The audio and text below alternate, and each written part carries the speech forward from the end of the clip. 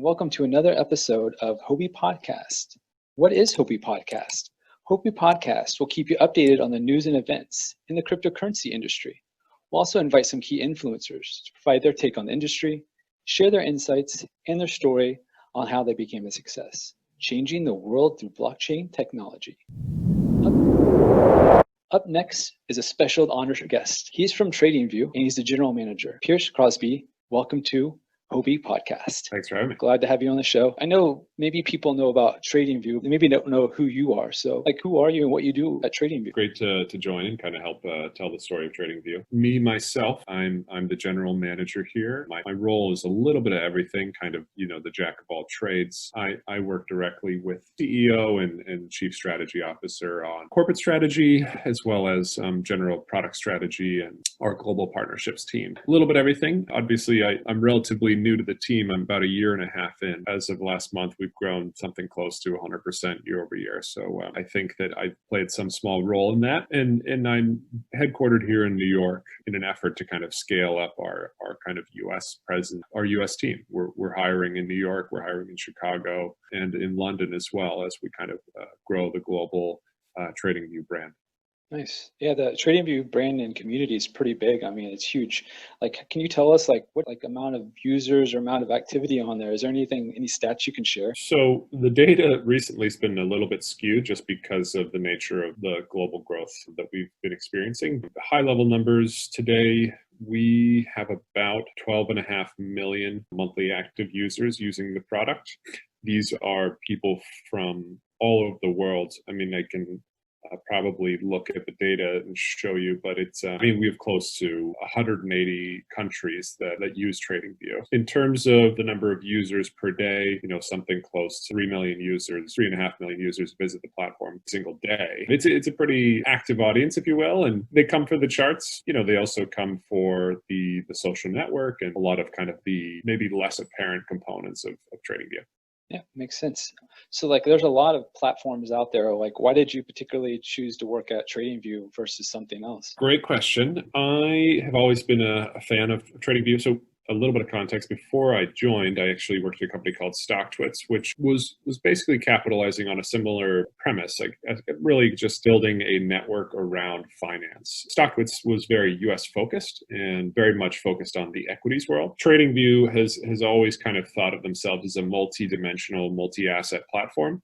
And so it was kind of a natural evolution. I mean, I spent 5 years building StockTwits, and the network that we built there is phenomenal. It's very strong, robust, if you will, when it comes to US equity conversations. And TradingView has an incredible kind of suite of technology that StockTwits never really had. So the natural thinking on my end was, if we could bring some of that social community expertise to TradingView, it would be a win-win. So that's kind of the natural evolution. I've been involved in kind of fintech and trading space for, I guess, 6 years now. I mean, before StockTwits, I was actually a reporter at Reuters. So I come from more of a journalism background, switched kind of over to media and technology, purely because of my thinking that this is the majority of how media will be consumed in the future. So I thought I could at least play a small role in that. I mean, when I go on there, it just feels like it's a huge community. So I think it's an amazing platform.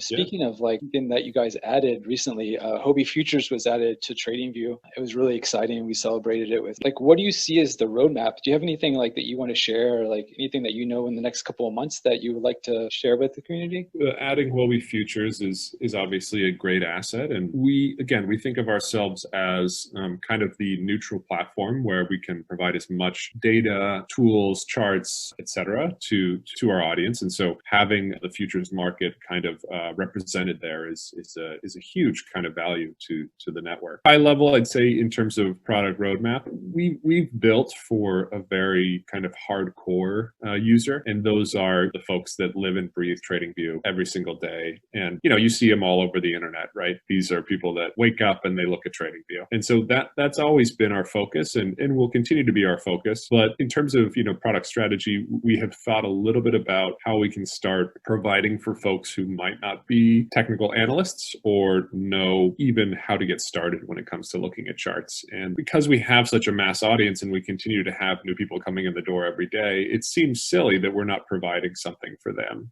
And so we're very much kind of working to continue to improve the kind of depth and complexity of the TradingView product, but also fully realizing that there are a lot of people that just want to get started, and we should have some role in basically educating them to at least have the level of expertise they need to feel comfortable in placing a trade, or at least, researching the space and knowing what they're looking at. So it's a big kind of conversation that myself and the CEO and CSO have kind of put in motion, and we've brought on a team that will be based out of London that will be executing on that over the next couple of months. So that's a big one for us. I'd say, in addition, I can probably share a little bit about our kind of the bottom of the funnel. So this is kind of the other side of the integration roadmap. So we are very much kind of integrating different trading partners to TradingView.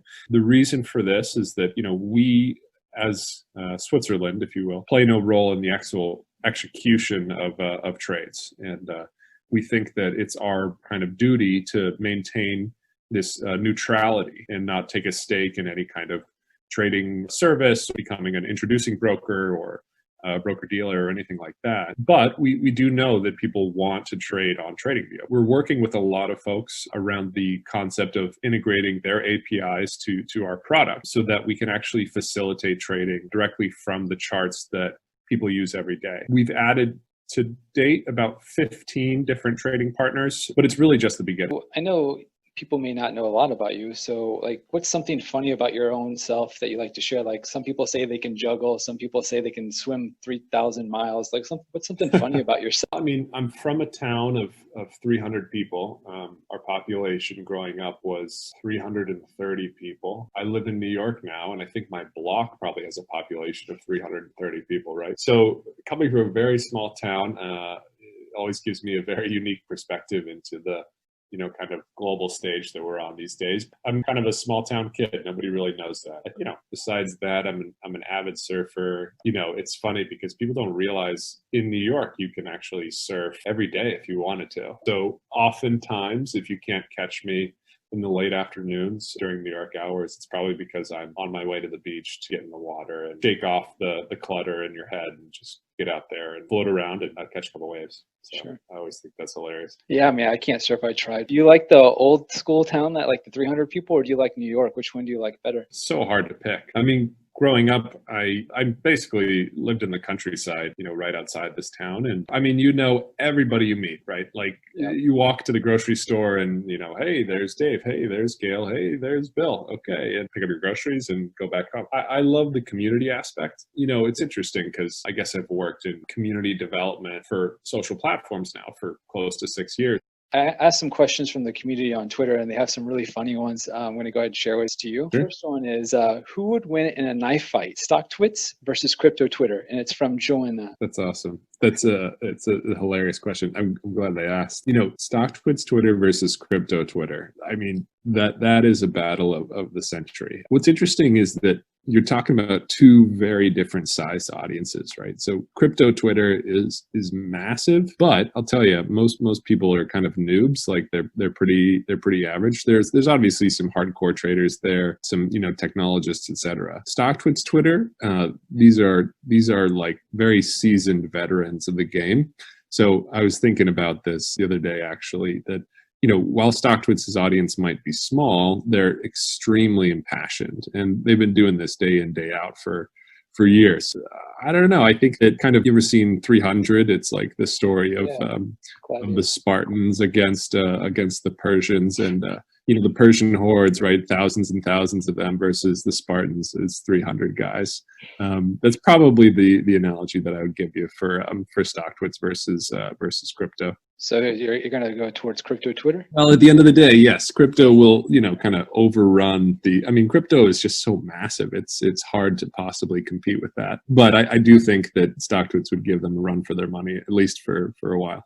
Nice. I'm glad they won out because I was scared that crypto Twitter would go on a rampage. The next question from Altcoin Dog, he asked, if you could only use one indicator for the rest of your life, which indicator would it be? I think that it sounds pretty rudimentary, and I've used a ton like Kiplinger and DeMark and a lot of the stuff. Candle charts is one of the kind of legends in this space. The inventor of candle charts has created a ton of unique data sets on top of candle charts, but I got to give it to the godfather, John Bollinger. So Bollinger Bands, to me, really do give you a very distinct picture of price action, looking at, historical averages and really just kind of zooming out and looking at the big picture. If you really wanted to get started with technical analysis, try to keep it simple. Use a couple that you think are pretty successful. And I'd probably combine Bollinger Bands anchored VWAP, which is actually built. This guy, Brian Shannon, he's a very well-known technical analyst. I try to keep it simple. Yeah, Bollinger Bands is really popular. Even that guy who invented it's on Twitter. So he's an amazing guy,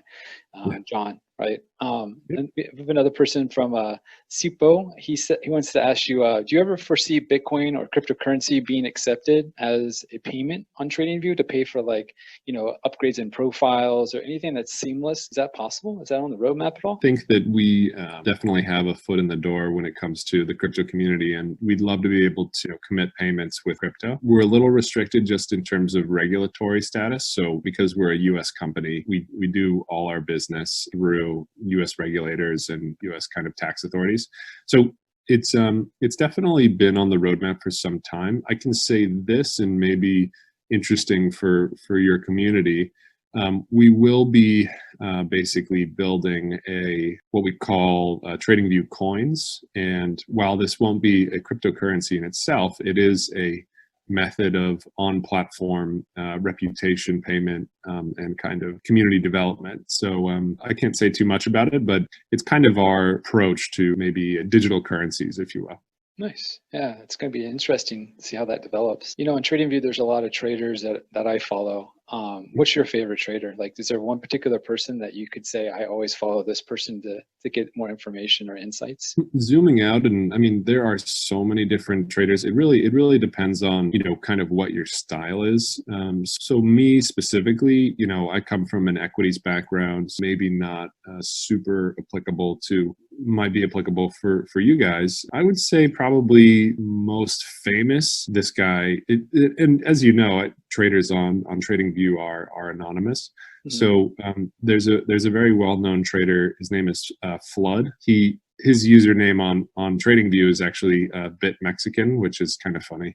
He is an actual seasoned veteran. He basically trades for a living. He doesn't sell services or anything like that. He's literally just a professional trader. He's been trading crypto, I think, since 2015, 2016. I mean, we started pulling data into TradingView around the crypto space in 2013. So we were one of the first platforms to kind of pull in data like that. And Bit Mexican is early adopter in that space and has been trading on TradingView for a long time. He's on Twitter. You can find him. It's just Flood. I think it's thinking USD is his handle, but he's known as Flood, and he's kind of a legend. Yeah, I'll have to check that out. He seems interesting. Other than Bitcoin, do you actually own any crypto? I do. I'm a long hodler. I'm long term. For me, I actually joined into this space as an investor back in 2017. We actually, in my previous company, we ran an event called Stocktoberfest. I kid you not. It's a giant conference over in San Diego where we would basically fly in 300 people to talk about investing. And you're captive in San Diego. There's nothing else really going on besides the beach, right? So we actually flew in Meltem DeMars, who is at the time was a digital currency group, a friend of mine for quite some time here in New York. And she basically said at the time that her entire net worth was in crypto. This was actually October of 2016. In front of a packed room of 300 people, she basically said, this is the future. This is pretty much my entire net worth is what it's invested in.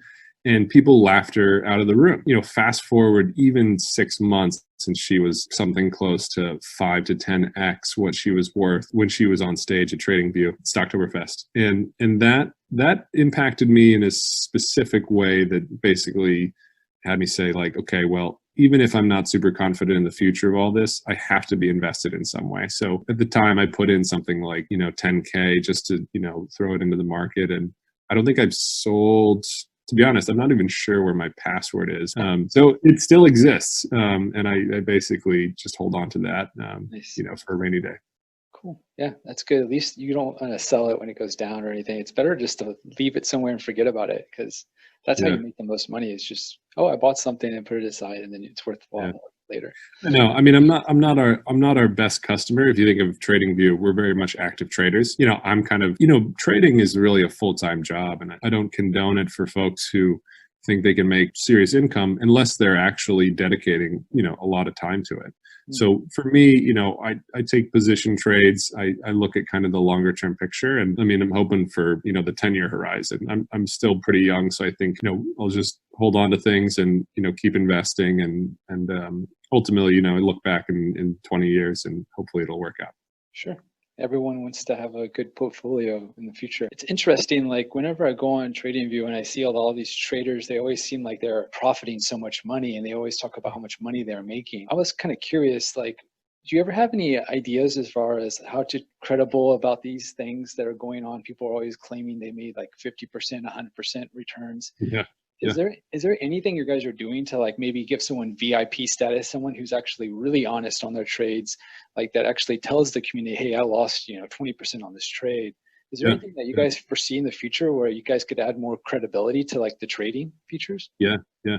This is a fantastic topic, and I actually love talking about it because at my previous company too, we suffered a very similar syndrome, which is, people talk about their winners but never talk about their losers. It's definitely something that happens on the internet in general. Nobody likes to boast about losing 20% or something like that. What we are doing at TradingView in terms of making things more transparent is, again, I said we've been able to connect a lot of these brokerages directly to TradingView so that we can actually see, performance levels. And so folks that grant us access to that data could see, if somebody is actually performing.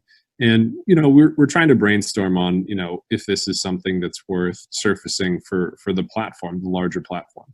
The reason being is if we really wanted to, make the network more transparent, we could build something like top traders or actual leaderboards and stuff like this. So it's definitely something that we've brainstormed on. Again, there's a lot of data privacy issues, and so we very much want to be cautious in how we approach it. I think that if we just had some kind of aggregation of their performance data, then we could very much see like, whoa, this guy is actually killing it versus the next guy who, might be boasting about his, sweet trade. He's not talking about the 5 that he didn't do so well on. So, but yeah, it's widespread across the internet, but we're definitely moving more aggressively in that direction to help, people really have that transparency because they definitely need it.